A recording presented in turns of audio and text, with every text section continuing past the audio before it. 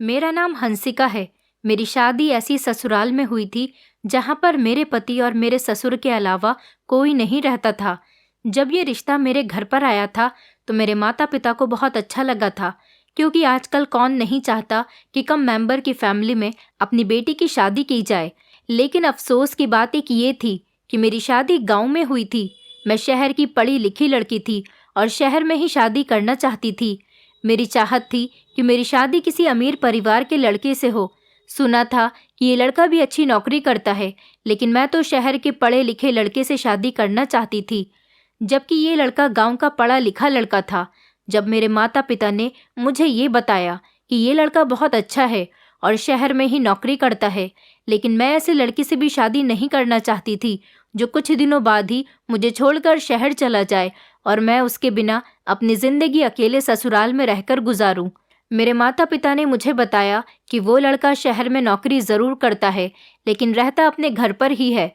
Permanent रहकर शहर में नौकरी नहीं करता।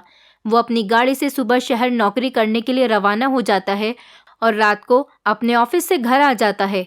इसका मतलब ये था कि मुझे बड़ी आसानी हो जाती। अगर मेरी शादी उस लड़के के साथ हो जाती है तो मुझे जब भी अपने मायके आना होता मैं उसके साथ आ जाती और रात को अपने घर को चली जाती। मुझे अपने माता पिता से ज़्यादा दूर नहीं रहना पड़ता। लड़का देखने में बहुत ही स्मार्ट था, पढ़ा लिखा था। फैमिली मेंबर भी बहुत कम थे। सुना था कि गांव में उसका बहुत बड़ा मकान है और सिर्फ एक ससुर हैं जिनकी आंखों से नजर नहीं आता। वो बेचारे अंधे हैं। बेटा अपनी मर्जी से शादी कर रहा है और इसीलिए शादी कर रहा है क्योंकि वो चाहता है कि उसके पिता की सेवा करने के लिए घर में बहू आ जाए। जिस लड़के के साथ मेरी शादी होने वाली थी वो घर का इकलौता बेटा था। उसकी माँ तो काफी सालों पहले ही मर चुकी थी। घर में सिर्फ दोनों बाप बेटे ही रहते थे। सुना था कि काफी सालों से उन लोगों ने एक परमानेंट नौकरानी रखी हुई थी। वो नौकरानी पिछले 6 महीने पहले नौकरी छोड़कर जा चुकी है और तभी से ही उन दोनों के घर में काम की परेशानी होने लगी थी। भला वो कब तक नौकरानी के सहारे जिंदगी गुजार सकते थे। एक न एक दिन तो उनके बेटे को शादी करनी ही थी। ऐसा नहीं था कि मेरे ससुर शुरू से ही अंधे थे। सुना था कि उनकी आंखों की रोशनी लगभग 2 साल पहले ही गई है। उनकी आंखों में मोतियाबिंद का पानी आ गया था और उन्हें अपनी बीमारी के बारे में वक्त पर पता नहीं चल सका। धीरे धीरे उनकी आंखों की रोशनी चली गई और एक दिन ये हुआ कि उनकी आंखों की रोशनी पूरी तरह से जा चुकी थी और उनको दिखाई देना भी बंद हो गया था। ये रिश्ता अच्छा था, मेरे लिए इनकार की भी कोई वजह नहीं थी, इसलिए मेरी शादी बड़े ही सिंपल तरीके से इस लड़के के साथ हो गई थी। मैं अपने पति के साथ विदा होकर अपनी ससुराल चली आई थी। शादी के पहले दिन गांव की सारी औरतों ने मेरा बहुत अच्छे तरीके से स्वागत किया था। मुझे चारपाई पर बिठाकर सभी लोगों ने गिफ्ट्स दिए थे। मुझे अपनी ससुराल के गांव की शादी बहुत अच्छी लगी थी और यहाँ की रस्म रिवाज भी मुझे बहुत पसंद आए थे। यहाँ आने के बाद मैंने अपने ससुर जी का आशीर्वाद लिया। इसी तरह करते करते काफ़ी दिन गुजर चुके थे। मैं अपने ससुर के सारे काम करती थी, उनके कपड़े भी बदलती थी, पास बैठकर उनकी सारी बातें सुनती थी। वो बहू बहू कहकर मेरे करीब आ जाते थे। मेरे ससुर बहुत अच्छे आदमी थे, उनकी आदत भी बहुत अच्छी थी। लेकिन जब मैं घर का काम करती थी और मेरी नज़र अपने ससुर पर जाती तो ऐसा लग रहा होता था जैसे कि वो मुझे घूर रहे हैं। लेकिन फिर भी मुझे एहसास होता कि वो मुझे कैसे देख सकते हैं, उनकी तो आंखों की रोशनी ही नहीं है। वो मुझे देखकर मुस्कुरा भी रहे होते थे। कभी कभी मुझे ये बात बड़ी अजीब लगती थी कि वो टकटकी बांधे ही मुझे क्यों देखे जा रहे हैं, पर हर बार मैं ये बात भूल जाती थी कि मेरे ससुर एक बूढ़े और अंधे आदमी हैं। वो अपनी आंखों से कुछ नहीं देख सकते। हर रोज़ हमारे घर पर अलग अलग तरीके की औरतें आती और थोड़ी बहुत देर मुझसे बातचीत करने के बाद चली जाती थीं। मेरे ससुर का कहना था कि हमारे गांव के लोग बहुत प्यार और मोहब्बत वाले लोग हैं। हमारे गांव में जब कोई नई नवेली दुल्हन आती है तो यहाँ की औरतें उससे इसी तरह की बातें करने लग जाती हैं। मेरे ससुर अपने कमरे से भी बाहर निकलकर नहीं आते थे। मैं कभी कभी अपने ससुर को देखकर अपने दिल में शर्म ले आती थी, क्योंकि थे तो वो मेरे ससुर ही। ससुर तो वैसे भी पिता समान ही होते हैं। मुझे तो बस ऐसा लगता था जैसे मेरे ससुर सबके सामने मुझे ताकते रहते हैं। कभी कभी तो मैं अपने माथे पर बल डालकर उनको घूरने लगती थी, लेकिन अजीब पागल हो गई थी। मैं हर बार ये बात भूल जाती थी कि मेरे ससुर अंधे हैं, क्योंकि हमारे घर में कभी कोई ऐसा था ही नहीं, इसलिए मुझे ऐसे लोगों की आदत भी नहीं थी। ऐसा मेरे साथ पहली बार हो रहा था कि मैं अपने अंधे ससुर के साथ रह रही थी। मेरे ससुर रूटीन के मुताबिक सुबह के टाइम पर अपने ऑफिस जाने के लिए निकल जाते थे और सारा दिन मैं और मेरे ससुर घर में अकेले रह जाते थे। मेरे पति ने मुझे शादी की रात ही समझा दिया था कि तुम्हें मेरे पिता का बहुत ख्याल रखना है। काफ़ी सालों से हमारे घर पर नौकरानी रह रही थी और वो मेरे पिता का बहुत ख्याल रखती थी, क्योंकि सुबह के टाइम पर तो मैं जॉब के लिए निकल जाता था। जब मेरे पिताजी की आंखों की रोशनी थी तब वो भी खेतों में काम करने के लिए चले जाते थे, लेकिन जब से उनकी आंखों की रोशनी गई थी उन्होंने घर पर ही रहना शुरू कर दिया था। कुछ महीनों तक नौकरानी ने साथ दिया और उसके बाद वो भी नौकरी छोड़कर चली गई। तभी से हमारे घर पर बहुत ज़्यादा परेशानी हो गई थी। पड़ोस वाली मासी आकर मेरे पिताजी के लिए खाना बना जाया करती थी, लेकिन फिर हम इस तरह से कब तक किसी की मदद ले सकते थे। शादी की पहली रात मेरे पति ने मेरी बहुत तारीफ की थी और अपने पति की तारीफ सुनकर मैं बहुत खुश हुई थी। मैंने उन्हें भरोसा दिलाया था कि मैं आपके पिता की हमेशा सेवा करूंगी, उन्हें कभी किसी चीज़ की कमी नहीं होने दूंगी। सुबह सुबह जब मैं सोकर उठी तो सबसे पहले अपने ससुर जी के लिए नाश्ता बनाती थी। एक दो दिन तो मेरे पति बाजार से भी नाश्ता ले आए थे। उन्होंने कहा था कि अभी तो तुम नई नवेली दुल्हन हो, कुछ दिन तुम आराम करो, उसके बाद तो तुम्हें ही घर का सारा काम संभालना है। लेकिन अब मैंने घर का सारा काम करना शुरू कर दिया था, क्योंकि इस घर में कोई औरत नहीं थी घर का कामकाज करने के लिए। भला मेरे पति भी कब तक इस तरह से मार्केट से खाना या फिर नाश्ता लेकर आते। एक न एक दिन तो मुझे यहाँ का किचन संभालना ही था। मेरे ससुर जी भी कहते थे कि बहू एक दो दिन खाना मार्केट से आ जाएगा, लेकिन मैंने कहा नहीं ससुर जी, मैं उस टाइप की नहीं हूँ जो हमेशा आराम करती रहे। मैं अपनी जिम्मेदारी निभाना चाहती हूँ और इस घर की गृहस्थी को अपने कंधों पर चलाना चाहती हूँ। ये घर तो मुझे ही संभालना पड़ेगा। मेरी बात सुनकर मेरे ससुर और पति बहुत खुश हो गए थे। उन्होंने कहा था कि हमें अपने घर के लिए ऐसी ही लड़की की तलाश थी। मेरे पति कहने लगे कि तुम बहुत खूबसूरत हो। तुम खूबसूरत ही नहीं बल्कि खूबसूरत होने के साथ साथ बहुत समझदार भी हो। मैंने नाश्ते की टेबल पर नाश्ता लगा दिया और मेरे ससुर जी भी नाश्ता करने के लिए मेरे सामने ही बैठे हुए थे। मैं उनके सामने बैठ गई। फिर मैंने उन्हें अपने हाथों से नाश्ता निकाल कर दिया। मेरे पति ने अपने पिता को अपने हाथ से नाश्ता करा दिया था। मेरे पति धीमे धीमे मुझे देखकर मुस्कुरा रहे थे। मेरे पति जब घर पर आते तो सब कुछ अपने पिता को अपने हाथों से ही खिलाते थे। उन्होंने मुझसे अपने पिताजी को नाश्ता कराते हुए टाइम पर कहा था कि अब अगली बार से मेरे पीछे मेरी ये जिम्मेदारी तुम निभाओगी। मैंने अपने पति से खुश होते हुए कहा, जी जी क्यों नहीं, मैं घर की सारी जिम्मेदारी खुद संभाल लूँगी। मुझे ऐसा लग रहा था जैसे मेरे ससुर अब भी मेरे सामने बैठकर मुझे घूर रहे थे। मेरे ससुर जी का नाश्ता कंप्लीट हो गया तो मेरे पति उनके पास की रखी हुई चेयर से उठकर मेरे बराबर में पड़ी हुई चेयर पर बैठ गए थे और मेरे चेहरे को देखकर उसे सहला रहे थे। मुझे डर था कि कहीं मेरे ससुर हमें देख न ले, लेकिन मेरे पति ने मुझे इशारे से कहा कि वो हमें कैसे देख सकते हैं, उनकी आंखों की रोशनी नहीं है। मेरे पति मुझसे बहुत प्यार करते थे। अपने पति के जाने के बाद जब मैं घर का काम करती थी तो अपने गले में दुपट्टा भी नहीं डालती थी। यही सोचती थी कि घर में कोई नहीं है, ससुर जी ही तो हैं और उन्हें भी दिखाई नहीं देता। इसलिए मैं घर में रहते हुए किसी भी हुलिये में काम करती रहती थी और अपने ससुर जी के सामने भी किसी भी हालत में चली जाती थी। मेरे ससुर इतने अच्छे थे और बहुत ही अच्छी आदत के थे। कभी कभी मुझे बहुत अफसोस होता है कि इतने अच्छे इंसान की आंखों की रोशनी कैसे जा सकती है। वो बेचारे अपने इकलौते बेटे की शादी और उसकी पत्नी को भी नहीं देख सके। मेरे ससुर के चेहरे पर हमेशा मुस्कुराहट रहती थी। एक बार मेरे पति ने मुझे बताया था कि मेरे पिताजी बहुत ईमानदार इंसान हैं। गांव में कोई भी उन्हें बुरा भला नहीं कहता। वो हमेशा लोगों का फ़ायदा करते आए हैं। सब लोग मेरे पिताजी की बहुत इज्जत करते हैं। मैंने अपने पति से कहा था कि क्या आपने अपने पिताजी का इलाज नहीं करवाया। मेरे पति कहने लगे, उन दिनों शहर में मेरी बहुत इम्पॉर्टेंट मीटिंग थी, इसलिए मैं कुछ हफ्तों के लिए वहाँ पर रुका हुआ था और पिताजी नहीं चाहते थे कि वो मुझे अपनी परेशानी बताकर परेशान कर दें। उन्होंने मुझे अपनी परेशानी के बारे में कुछ भी नहीं बताया और इसी तरह से धीरे धीरे उनकी आंखों की रोशनी चली गई। जब मैं बहुत दिनों के बाद घर वापस आया तब मुझे ये बात पता चली थी। अगर वो मुझे वक्त पर बता देते तो मैं उन्हें अपने साथ शहर ले जाकर उनका इलाज करवा देता और शायद वो ठीक भी हो जाते। लेकिन उन्होंने तो अपना इलाज न करवाने की जिद बांध ली थी। उन्होंने तो मुझे वक्त निकलने के बाद बताया था। मैंने बाद में भी पिताजी से बहुत कहा था कि मैं आपको डॉक्टर के पास ले चलता हूँ, आपकी आंखों की रोशनी हो सकता है वापस आ जाए। लेकिन पिताजी हर बार मना कर दिया करते थे।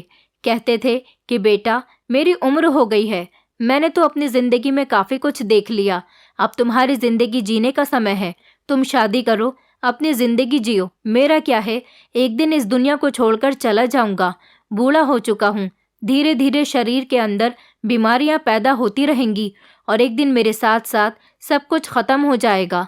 तुम फिक्र मत करो, मैं देख नहीं सकता, सुन तो सकता हूँ ना, तुम सबको महसूस कर सकता हूँ। मैं तो बस तुम्हें खुश देखना चाहता हूँ और अपने जीते जी चाहता हूँ कि तुम्हारा घर बस जाए। बस यही कहकर पिताजी बात खत्म कर देते थे और वो अभी तक एक बार भी मेरे साथ डॉक्टर के पास नहीं गए। मैंने कहा, आप ज़बरदस्ती पिताजी को डॉक्टर के पास ले जाते। मेरे पति ने मुझे बताया था कि तुम्हें नहीं पता, पिताजी बहुत ज़िद्दी हैं, मैं उनके साथ ज़्यादा ज़बरदस्ती नहीं कर सकता। शायद वो अपनी ज़िंदगी में इसी तरह से खुश हैं। मेरे पति ने कहा था कि वो मेरे आने से पहले उनके सारे काम करते थे, लेकिन अब उनके काम करने की सारी जिम्मेदारी मेरी हो गई है। मैं अपने ससुर को अपना पिता समझकर उनके सारे काम किया करती थी। मैंने अपने पति को यकीन दिलाया था कि आपको मेरे होते हुए घर में कभी कोई परेशानी नहीं होगी। मैंने अपने ससुर के पुराने फोटोज देखे थे जिनमें उनकी आंखों की रोशनी थी और मेरी सास भी जिंदा थी। मेरी सास भी बहुत खूबसूरत औरत थी और मेरे ससुर जी अपनी जवानी में बहुत हैंडसम थे। दरअसल मेरी सास मेरे ससुर से डबल कम उम्र की थी। मेरे ससुर बहुत ज़्यादा उम्र के थे, फिर भी वो बहुत ज़्यादा हैंडसम और चार्मिंग थे। अब भी अगर उनकी आंखों की रोशनी होती और वो अच्छे से तैयार होकर घर से बाहर निकलते तो कोई भी उन्हें बूढ़ा नहीं कहता। शायद उनकी परेशानी की वजह से उनके चेहरे से उम्र ज़्यादा लगने लगी है। एक दिन मेरे ससुर कहने लगे, देखो बहू, मेरे भाग्य में क्या लिखा है कि मैं अपने घर की बहू को अपनी आंखों से नहीं देख सकता और ना ही उसे देखकर उसे आशीर्वाद दे सकता हूँ। मैंने कहा, ससुर जी कोई बात नहीं, आप इस तरह से भी मुझे आशीर्वाद दे सकते हो। शादी के कुछ दिन तो लगभग इसी तरह से गुजरते चले गए, लेकिन होश तो मेरे तब उड़े थे जब मेरे पति को कुछ दिन के लिए शहर में रुकना पड़ गया था। मैंने उन्हें कहा भी था कि आप मुझे इन दिनों मेरे मायके में छोड़ दो, लेकिन मेरे पति का कहना था कि मैं इस तरह से तुम्हें तुम्हारे मायके में नहीं छोड़ सकता, क्योंकि यहाँ पर मेरे पिताजी मौजूद हैं, उनकी सेवा कौन करेगा। मेरे पति जा चुके थे और मुझसे कहकर गए थे कि मेरे पीछे मेरे पिताजी का तुम्हें बहुत ख्याल रखना पड़ेगा, उनको अपने हाथों से खाना भी तुम ही खिलाओगी और उनके कपड़े भी तुम ही चेंज करोगी। खाने की बात तक तो ठीक थी, लेकिन कपड़े? अपने पति की ये बात सुनकर मेरा तो दिमाग घूमकर रह गया था। मैंने अपने पति से कहा भी था कि मुझे कपड़े चेंज करने वाली बात तो ठीक नहीं लग रही, मैं कैसे उनके कपड़े चेंज कर सकती हूँ। मेरे पति ने कहा था कि तुम्हें तो पता है पिताजी को अपनी आंखों से नहीं दिख सकता। मान लो कि अगर तुम्हारे मायके में तुम्हारे पिताजी के साथ ऐसा हो जाता और उनके आगे पीछे उनका ख्याल रखने वाला कोई नहीं होता, सिर्फ तुम होती, तो तुम अपने पिता को भी तो अपने हाथों से पहनाती। मैंने अपने पति से कहा कि आप ऐसी बातें क्यों कर रहे हो, भगवान न करे मेरे पिताजी के साथ ऐसा हो। मेरे पति कहने लगे, इसलिए ही तो कह रहा हूँ कि तुम मेरे पिताजी के सारे काम किया करो। मैं परेशान हो गई थी और ये सोच रही थी कि मैं ये काम करूँ या नहीं। भला मेरे ससुर जी जैसे भी थे तो मेरे ससुर ही मेरे पिता समान थे। कोई छोटा बच्चा होता तो ये काम मैं अपने पति के टोके बिना ही कर देती, लेकिन अपने ससुर का ये काम करने के बारे में ही मुझे शर्म आ रही थी। मेरे पति के जाने के बाद मेरे ससुर जी ने मुझे आवाज़ लगाई। वो बहू बहू कहकर मुझे पुकार रहे थे। मैं भागी भागी अपने ससुर जी के कमरे में गई तो मैंने देखा कि मेरे ससुर धोती और बनियान पहने हुए खड़े थे और पहले तो उन्होंने मुझसे ये पूछा कि बहू, क्या बेटा जा चुका है? मैंने उन्हें कहा कि अभी आधा घंटा पहले ही निकले हैं। उन्होंने कहा, चलो ठीक है, लेकिन तुम मुझे ज़रा शर्ट उठा दो, न जाने शर्ट कहाँ पर रखी हुई है। सारे बेड पर मैंने हाथ मार मार कर देख लिया है, लेकिन समझ नहीं आ रहा कि मेरी शर्ट बेड पर है भी या नहीं। मेरे ससुर जी की शर्ट बेड के किनारे पर लटकी हुई थी। मैंने उनकी शर्ट उनके हाथ में दे दी। उन्होंने जैसे तैसे अपनी शर्ट को पहन लिया था, लेकिन बटन वो उल्टे सीधे लगा रहे थे। मजबूरन मुझे ही आगे बढ़ना पड़ा। मैंने कहा, आप छोड़ दीजिए, मैं बटन बंद कर देती हूँ। मैंने अपने ससुर जी की शर्ट का बटन लगाया तो मेरे ससुर जी मुस्कुरा रहे थे और अचानक उनका हाथ मेरी कमर पर लग गया। मैं उनसे कुछ कह नहीं सकती थी क्योंकि उनको तो पता ही नहीं था कि उनका हाथ कहाँ लग रहा है। जैसे ही उन्हें लगा कि उनका हाथ मेरे ऊपर से टच हो गया, फौरन ही उन्होंने अपना हाथ हटा लिया। शायद उनका हाथ धोखे से टच हो गया था। मैंने उनको शर्ट पहना दी थी। फिर मेरे ससुर ने कहा कि बहू, मेरे बाल भी बना दो। मैंने ड्रेसिंग से कंघा लेकर अपने ससुर के बाल भी बना दिए थे। मेरे ससुर कहने लगे, बहू जरा मुझे अपने हाथ तो दो। मैंने कहा कि क्यों पिताजी, क्या हुआ? तो वो कहने लगे, दो तो जरा। मैंने डरते डरते उन्हें अपने हाथ पकड़वा दिए थे। मैं ये सोच रही थी कि वो क्यों मेरे हाथ पकड़ना चाहते हैं। उन्होंने मेरे दोनों हाथ अपने हाथों में थाम लिए और कहने लगे कि तुम्हारा बहुत बहुत शुक्रिया। तुमने हमारे घर को बहुत अच्छी तरह से संभाल कर रखा है। तुम्हारी जगह अगर कोई और औरत होती तो शायद तुम्हारे जैसी गृहस्थी कभी न संभाल पाती। मेरे ससुर जी ने मेरे हाथों को बड़ी मजबूती के साथ अपने हाथों में जकड़ लिया था। मैं उनके हाथों से अपने हाथ को छुड़ाने की कोशिश कर रही थी, लेकिन उन्होंने कहा कि बहू, अभी यहीं पर ही रहो, इतनी जल्दी जाने की क्या ज़रूरत है। मैं तुम्हारा शुक्रिया अदा करना चाहता हूँ।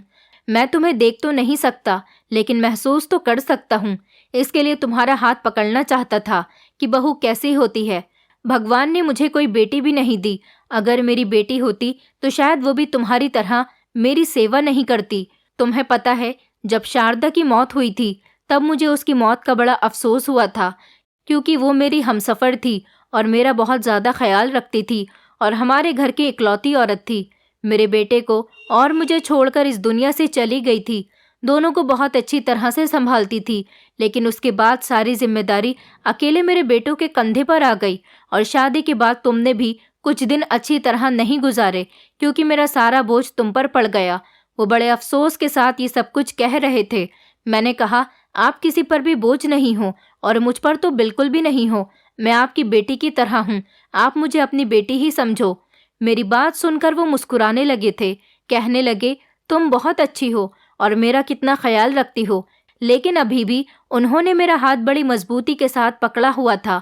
मैंने उनसे कहा, पिताजी, मेरा हाथ छोड़ दीजिए, मुझे किचन में जाकर खाना बनाना है। मेरे ससुर ने मेरा हाथ छोड़ दिया और मैं फौरन ही किचन में चली आई थी।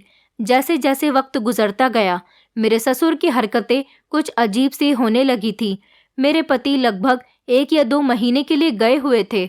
उन्होंने कहा था कि जब ऑफिस में काम का सीजन आता है तो उन्हें इसी तरह दिन रात मेहनत करनी पड़ती है और वहीं पर रहकर दिन गुजारने पड़ते हैं।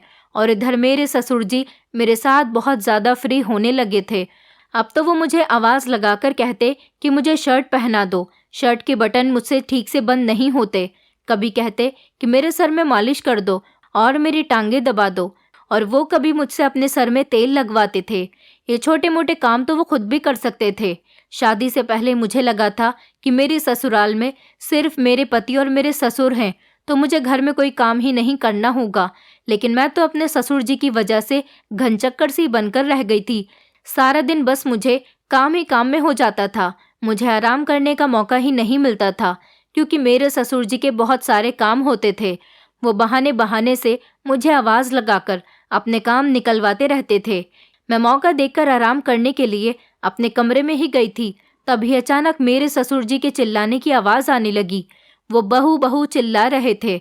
मैं बाहर की तरफ दौड़ती हुई इनके कमरे में गई तो मैंने देखा कि वो अपने हाथ में मोबाइल पकड़कर ज़ोर ज़ोर से हंस रहे थे। जब मैं उनके कमरे में गई और मैंने कहा कि बताइए क्या काम है, तो वो खूब ज़ोर ज़ोर से हंसने लगे और कहने लगे कि आओ बहू, मेरे पास आकर बैठो, देखो मोबाइल पर कितने अच्छे जोक्स आ रहे हैं। मेरे ससुर को कभी कभी मैं मोबाइल पर जोक्स लगाकर दे दिया करती थी और वो जोक सुनकर ज़ोर ज़ोर से हंसते रहते थे। मैंने उनसे कहा, आप सुन रहे हो, आप ही सुनते रहो, मैं अपने कमरे में आराम करने के लिए जा रही हूँ। मेरे ससुर जी ने कहा, बहू, आराम तो होता ही रहेगा, यहाँ मेरे ही बेड पर लेट जाओ, आराम भी करती रहना और जोक्स भी सुनती रहना। अपने ससुर जी की बात सुनकर मैं हैरान रह गई थी कि वो मुझे अपने बिस्तर पर लेटने की बात कह रहे थे। मैं उनके बिस्तर पर जाकर बैठ गई और उनसे कहा कि मैं सारा दिन घर के काम करती रहती हूँ और अब भी 10-5 मिनट आराम करने के बाद मुझे किचन में जाकर खाना बनाना है। मैं क्या क्या काम करूँ? सारे काम छोड़कर क्या मैं आपके साथ यहाँ बैठकर जोक सुनूं? मैंने ये बात बड़े कड़क शब्दों में कही थी ताकि मेरे ससुर को एहसास हो जाए कि मुझ पर कितनी जिम्मेदारियां हैं। वो मेरी बात सुनकर हंसने लगे और कहने लगे, मेरे पास बैठो और मेरे साथ जोक सुनोगी तो तुम्हारी तबीयत भी ठीक हो जाएगी और तुम एक्टिव भी रहा करोगी। काम का क्या है, काम छोड़ दो, काम तो सारी जिंदगी के ही है, काम तो कभी खत्म होते ही नहीं। मैं अपने ससुर जी के बिस्तर पर जाकर बैठ गई। मैंने कहा कि अच्छा चलो ठीक है, आप मुझे बताइए कि अगर आपको भूख लगेगी तो आप क्या खाओगे? वो हंसकर कहने लगे, तुम मेरे करीब बैठ जाना, मेरे लिए यही बहुत है। मैं उठकर खड़ी हो गई। मैंने कहा, खबरदार जो अब आपने मुझे आवाज लगाकर बेवकूफ बनाने की कोशिश की। मेरे ससुर जी अभी भी हंस रहे थे। मैं फौरन अपने कमरे में चली गई और जाकर लेट गई। मैं काम करते करते बहुत थक जाती थी, इसलिए मेरा बिहेवियर बहुत ज़्यादा चिड़चिड़ा सा होने लगा था। अपने मायके में मैंने इतना ज़्यादा भी काम नहीं किया था, लेकिन यहाँ तो हद से ज़्यादा काम बढ़ गया था। मेरे ससुर घर का खाना ही खाते थे, कभी मार्केट का खाना नहीं खाते थे। मेरे पति का कहना था कि हमेशा मेरे पिताजी को घर का बना हुआ ताज़ा खाना ही खिलाना, बाहर का खाना मत खिलाना, वरना उनका पेट खराब हो जाएगा। थोड़ी देर आराम करने के बाद मैं किचन में चली गई। किचन में जाने के बाद मैंने खाना बनाया और जब किचन से बाहर निकली तो देखा कि घर गंदा पड़ा हुआ है। फिर मैंने सफाई की और फिर सोचा कि शाम का टाइम है, एक बार फिर से ससुर जी के कमरे की सफाई कर देती हूँ। गर्मी बहुत ज़्यादा हो रही थी, इसलिए मैंने दुपट्टा नहीं पहना हुआ था और मैं वैसे भी ज़्यादातर घर में दुपट्टा नहीं पहनती थी। मेरे ससुर जी अपने कमरे में ही चेयर पर बैठे हुए थे। उनके कमरे की झाड़ू लगा रही थी। वो बहुत खामोश बैठे हुए थे और मैं अपने काम में बिजी थी। अगले ही पल जैसे ही मैं पलटी, ये देखकर मैं हैरान रह गई थी कि मेरे ससुर मेरे पीछे ही खड़े थे। मैं उन्हें देखकर घबरा गई थी। मैंने कहा कि आपको किसी चीज़ की ज़रूरत है क्या? उन्होंने कहा, नहीं बहू, मुझे किसी चीज़ की ज़रूरत नहीं है, बस मैं ये महसूस कर रहा था कि कमरे के अंदर तुम ही हो या कोई और है। मैंने कहा, आप ये कैसी बातें कर रहे हैं? भला इस घर में मेरे और आपके अलावा कोई भी नहीं रहता। उन्होंने कहा, चलो कोई बात नहीं। ये कहकर वो अपने बिस्तर पर बैठ गए थे और उनकी आंखों को देखकर मुझे बहुत डर लग रहा था। उनकी आंखें देखकर ऐसा लग रहा था जैसे उनकी नज़र मुझ पर ही है। मुझे शर्म भी आ रही थी क्योंकि मैंने दुपट्टा नहीं पहना हुआ था। मैं अपने ससुर का अपने हाथों से ही खाना बनाती थी। रात के टाइम पर मैं उनको खाना खिलाने के लिए उनके कमरे में चली गई और उन्हें अपने हाथ से खाना खिला रही थी। मैंने महसूस किया कि मेरे ससुर मेरे हाथ से खाना खाते हुए बहुत ज़्यादा खुश होते थे और किसी न किसी बात पर वो मेरा हाथ भी मजबूती से पकड़ लेते थे और बस मेरी तारीफ ही करते रहते थे। कहते थे कि तुम्हारे हाथ का बना हुआ खाना बहुत टेस्टी होता है। मुझे लगता है कि तुम भी इतनी ही ज़्यादा खूबसूरत होगी। अब धीरे धीरे मुझे अपने ससुर की हरकतें बहुत अजीब लगने लगी थी। मुझे अपने ससुर से अब उलझन से होने लगी थी क्योंकि वो किसी न किसी बहाने से मेरे शरीर पर कहीं भी हाथ मार देते थे और मुझे टच करने की कोशिश में लगे रहते थे। मैं समझना चाह रही थी कि वो क्या करना चाहते हैं। मैं अपने ससुर की तरफ से अब बहुत ज़्यादा परेशान रहने लगी थी। अपने पति को अगर उनकी हरकतों के बारे में बताती भी तो किस तरह से बताती, क्योंकि मुझे यकीन था कि वो देख नहीं सकते, इसलिए मेरे पति मेरी किसी भी बात पर यकीन नहीं करेंगे। मैं यही सब सोच रही थी और रात के 8 बजे तक अपने कमरे में सो गई थी। मेरे कमरे का दरवाज़ा खुला ही रहता था। मैं बहुत गहरी नींद में सो रही थी, पर अचानक घबराकर मेरी आंख खुल गई क्योंकि मुझे महसूस हुआ जैसे कोई मेरे पैरों पर गुदगुदी कर रहा है। जैसे ही मैंने अपने पैरों की तरफ देखा तो ये देखकर मेरे पैरों तले से ज़मीन निकल गई थी कि ये कोई और नहीं बल्कि मेरे ससुर ही हैं। मैंने जल्दी से अपने गले में दुपट्टा डाल लिया और अपने ससुर से कहा कि बताइए, आपको कोई काम है क्या? मेरे ससुर ने जल्दी से मेरा हाथ पकड़ लिया और कहने लगे, मैं कोई अंधा नहीं हूँ, मैं सब कुछ देख सकता हूँ। ये सुनकर तो मैं और भी ज़्यादा हैरान हो गई थी कि आखिर वो क्या कह रहे हैं, लेकिन उनके चेहरे की शातिर वाली मुस्कुराहट देखकर मुझे डर लगने लगा था और मैं बहुत परेशान भी हो गई थी। मैंने कहा, आप ये सब कुछ क्या कह रहे हो? मेरे ससुर कहने लगे, हाँ मैं सब कुछ सच सच कह रहा हूँ। मेरे ससुर ने जल्दी से मुझे आकर मजबूती से दबोच लिया। मैं खुद को छुड़ाने की बहुत कोशिश कर रही थी, लेकिन वो मेरी कोई बात नहीं सुन रहे थे।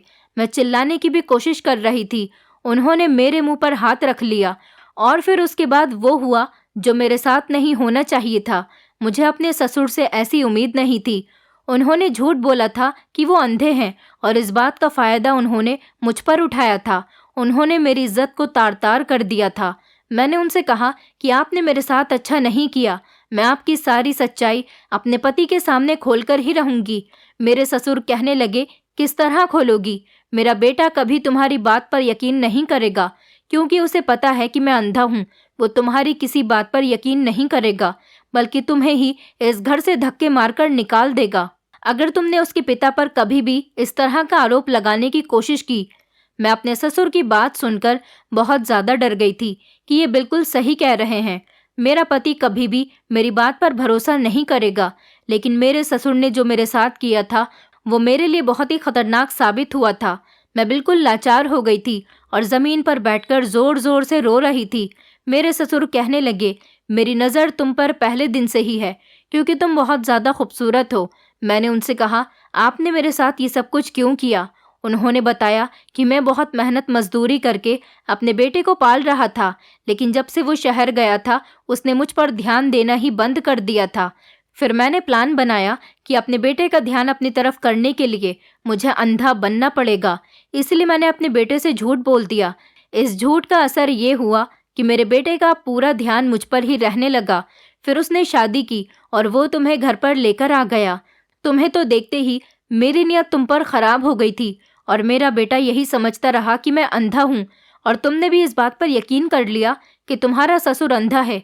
मुझे तो ये बात पता है कि मेरा बेटा हर तीसरे चौथे महीने में 1 या 2 महीने के लिए अपने ऑफिस में ही रुक जाता है। मैं इस बात का मौका ढूंढ रहा था कि कब वो जाएगा और कब मैं तुम्हारा फायदा उठाऊंगा। मैं बड़ी लाचार और बेबस होकर ये सब कुछ सुनकर बहुत रो रही थी, लेकिन शायद मेरी किस्मत बहुत अच्छी थी। जब मेरे ससुर ने मुझे अपनी कहानी बतानी शुरू की थी, तभी मेरे पति दरवाजे पर खड़े होकर उनकी सारी बातें सुन रहे थे। भगवान ने मेरा बहुत बहुत साथ दिया था। मुझे अपने पति को कुछ भी बताने की ज़रूरत नहीं पड़ी। उन्होंने खुद ही अपने कानों से अपने पिताजी की सारी बातें सुन ली थी। दरअसल 26 नवंबर को मेरा बर्थडे होता है। मेरे पति को ये बात पता थी कि मेरा बर्थडे आने वाला है, इसलिए मेरे पति मुझे सरप्राइज देना चाहते थे। वो 25 तारीख की रात को ही शहर से घर आने के लिए निकल गए थे, क्योंकि वो मुझे सरप्राइज देना चाहते थे। और जब वो घर पर आए तो उन्होंने दरवाज़ा खुला हुआ देखा। उन्होंने अपने पिता की सारी बातें सुन ली थीं। ये सब देखकर मेरे पति ने उन्हें बहुत मारा था और उनसे सारे रिश्ते नाते ख़त्म करके वो मुझे अपने साथ शहर ले गए थे। मेरे पति ने मुझसे अपने पिताजी की तरफ से बहुत माफ़ियाँ मांगी थी। अब मैं अपने पति के साथ शहर में ही रहती हूँ। मेरे पति ने अपने पिताजी से सारे संबंध ख़त्म कर दिए। दोस्तों, उम्मीद करती हूँ आपको हमारी कहानी पसंद आई होगी। कहानी पसंद आई है तो वीडियो को लाइक करें, चैनल पर नए हैं तो चैनल को सब्सक्राइब करें और हाँ, नोटिफिकेशन बेल को ज़रूर दबाएं ताकि अगली अपडेट सबसे पहले आपको मिले।